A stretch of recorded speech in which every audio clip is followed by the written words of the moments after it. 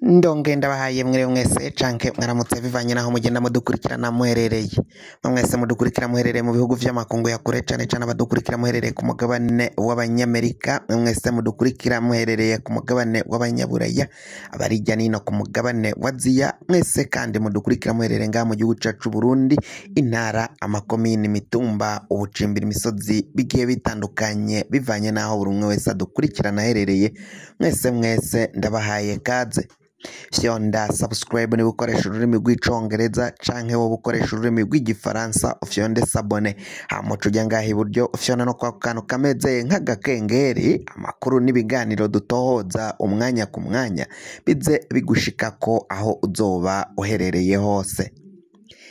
Iyi ni Iyakare TV. Iyakare TV ni imbonesha kure yabemereye kuzoja irabashikiriza amakuru n'ibiganiro bitandukanye biba biriko biragenda bivugwa ngaha mu gihugu cacu c'u Burundi. Amakuru azindukiye ngaha mu gihugu c'u Burundi, abasoda bari mu gihugu ca Repubulika iharanira intwaro rusangi ya Kongo barabandanya gutabaza basaba ko basirikari babongereza canke bakabavanayo kugira ngo ibintu bitayangara, bose bagashirira muri ico gihugu aho umuhari wa M23 uriko urarikoroza. Abasoda b'u Burundi baravuga ko baciye barasana na M23 barabana mu bice ingabo z'u Burundi zari zaraciye zifata ibice vya Mushaki na Kirorugwe, aho hose ngo hari harafashwe n'izo ngabo z'u Burundi nizo zari zihafise, ariko mu gatondo kejo bundi umuhari wa M23 wazindutse ubagaba ko ibitero barashwiragira bariruka batazi iyo bagana. Bavuga ko rero benshi baciye bahasiga ubuzima. Abasirikari kugeza ubu bari ngaho muri ico gihugu ca Repubulika iharanira intwaro rusange ya Kongo bakaba basaba ko umukuru w'igihugu yofata ingingo vuba bikiri bugufi bose batari bashirira ngaho mu gihugu ca Kongo, canke bakarungikayo abasirikari benshi bo kuja kugwana n'uyu muhari wa M23 niba ari vyo bemeye ko bazowugwana. Naho abasirikari bariyo ngo ni bace cane, ntaco bawukora kuri uyo muhari wa M23. M23 yo iravuga ko itanze gasopo, yari yahaye gasopo ku Burundi ko nibubandanya kugwanira hamwe na FRDC bazobaha nyine isomo. None abagwanyi ba M23 biravugwa ko bishe abasirikari benshi cane, abandi barakomereka b'u Burundi. Biravugwa ko bamwe bakomeretse bagwariye mu bitaro biri mu gisagara ca Goma, ko kandi benshi baremvye. Abasoda b'u Burundi nabo ntago bahakana ayo makuru, barayemeza ko abasirikari benshi cane barakomeretse kandi bamwe bararemvye. Mu gihe batokurikiranwa canke ngo bagarukanwe ngaha mu gihugu c'u Burundi bikiri bugufi, benshi barashobora kuhasiga ubuzima. Nta miti, nta baganga bo kubitaho kuko intambara zimeze nabi cane, kandi umunsi ku munsi niko inkomere ziyongera. Bakavuga ko kandi ibandi baciye babugwa irengero, ibiziga vyabo bakabita kubera ko ngo ntako bari kubona ukungeni baterura ivyo biziga vyagiye bigwa ku rugamba, kuko ngo barasana n'uyo muhari wa M23 barabana amaso ku maso, ngo kuja ubona uko utabara uwawe canke wikorera ikiziga ciwe mu gihe bamurashe ntago vyoshoboka, kuko ngo kwarugukiza amagara yawe. Barirukanze rero ibice barimwo barabita, ikambi barimwo barayita, ibigwanisho bari bafise barabitaye, buri umwe wese yagiye arirukankana ikigwanisho yari afise yari karagwanisha.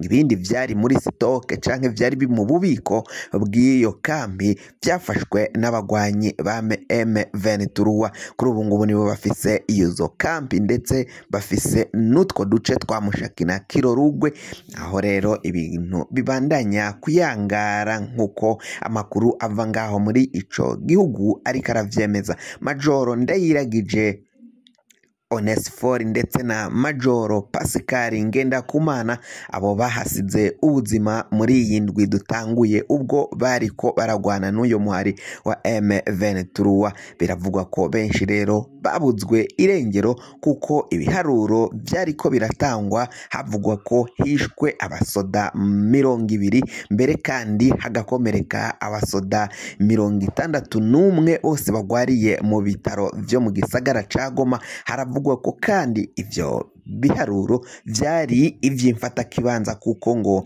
hari n'abandi bari babuzwe irengero hatari hatahugwa niba buba bapfuye canke niba buba bakiri bazima bakaba bahunze banyegeye. Ivyo ni biriko biragenda biva ngaho muri ico gihugu ca Repubulika Iharanira Intwaro Rusangi ya Kongo.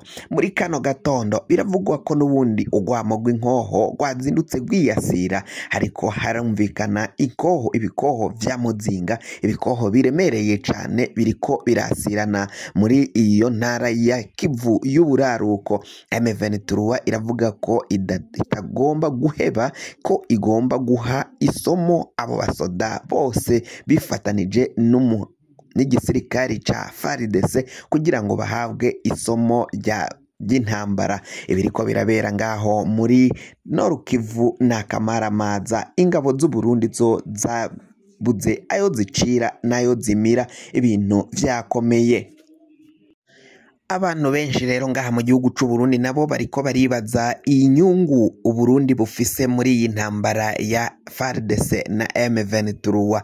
Uburundi haribazwa ico buzokungukira, akoyoko kazova muri iyo ntambara iriko irahuza FARDC n'ingabo za M23. Hakibazwa ukungene Burundi bubandanya kurungikayo abasoda benshi, bakaba bariko barahapfira, intwaza ngabo zitandukanye zikaba ziriko zirahasiga ubuzima. Hakibazwa ukungene Uburundi buzotora inyungu canke akoyoko kazova muri izo ntambara za M23 na FARDC. Ni mu gihe havugwa ko rero umusirikari umwe arungitswe ngaho ku butaka bwa Repubulika Iharanira Intwaro Rusange ya Kongo avuye ngaha mu gihugu c'u Burundi azorihwa amahera amadolari 5,000 kuri buri umwe. Ayo mahera kandi bikavugwa ko abasoda ntayo bazotoraho. Ayo mahera bivugwa ko azogabanganwa n'abategetsi bakomakomeye ngaha mu gihugu c'u Burundi.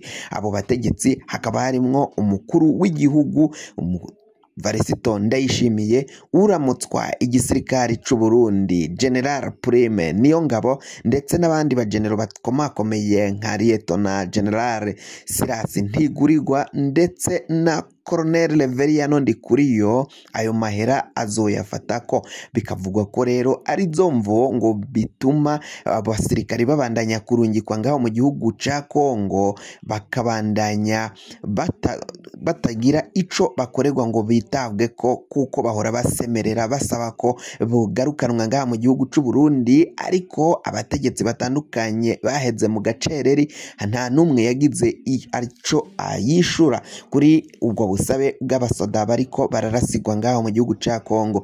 Yaba abasoda boroheje, abasoda bakomakomeye, nta numwe hafi ya bose bariko barahasiga agatwe muri izo ntambara.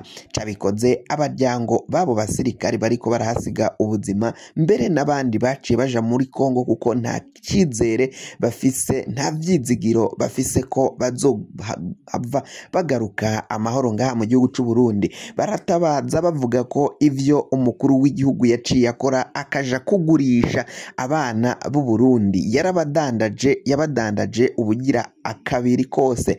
Aho rero bivugwa ko mu gihe bandanya kurasigwayo canke igihe umukuru w'igihugu azoba avuye ku butegetsi, ivyo ari ivyaha yakoreye abarundi azokwama abibazwa, kuko abana babo barashavuye kandi abaryango barafise icoba ko bariko baratakaza ababo, kandi ntihagire inyishu canke assurance igira ico ibaha. Kandi abo ngabo bariko barasigwa ngaho mu gihugu ca Repubulika Iharanira Intwaro Rusange ya Kongo ntago bariko barapfira igihugu cabo. Acabikoze ngo umukuru w'igihugu natagira ivyo asigura ukungene barungitse abo basoda ngaho mu gihugu ca Kongo, mu gihe abasoda bo batavyemeraga ko harungikwayo abasoda kuja kurasigwa ubusa n'umuhari wa M23, umukuru w'igihugu Varisito Ndayishimiye azokwama abibazwa.